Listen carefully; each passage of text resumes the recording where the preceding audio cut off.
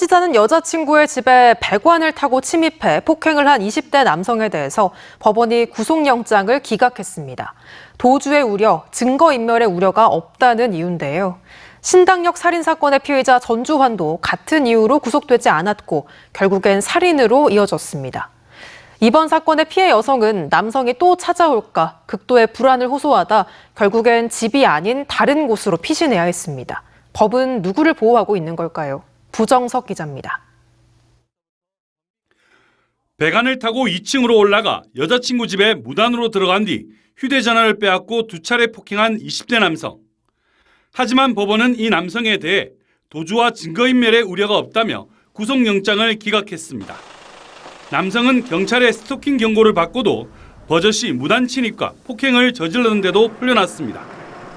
영장 기각 소식에 피해자는 극도의 불안을 호소하다 결국 임시 주거지로 피신했습니다.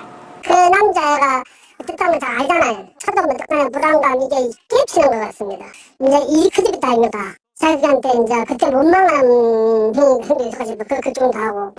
피해 여성에겐 출퇴근 경호와 비상시 연락할 스마트워치가 주어졌지만 벽을 타고 집에 침입한 가해 남성은 접근 금지 명령 등이 내려진 게 답니다. 스토킹 피해자들이 계속해서 범죄에 노출되다 보니 이사를 가거나 숨어 다니는 실정입니다. 지난 2월 경남에선 스토킹 혐의로 입건된 전 남자친구가 다시 찾아와 여성을 산속으로 납치했고 지난해 7월엔 접근 금지 명령을 받은 30대가 여성이 다니는 직장 지하 주차장까지 찾아와 괴롭히기도 했습니다.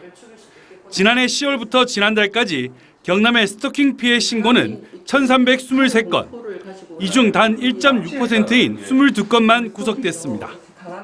실제로 스토킹 범죄는 증거인멸이나 도주보다는 재발의 위험성이 가장 큰 범죄입니다. 그래서 피해자 보호를 제대로 하지 못하는 판결이라고 생각합니다. 경찰은 가해 남성에 대해 구속영장 재신청은 어렵다며 어제 한 달 동안 구금할 수 있는 스토킹 처벌법 잠정조치 4호를 신청했지만 법원은 또다시 기각했습니다. MBC 뉴스 부정석입니다.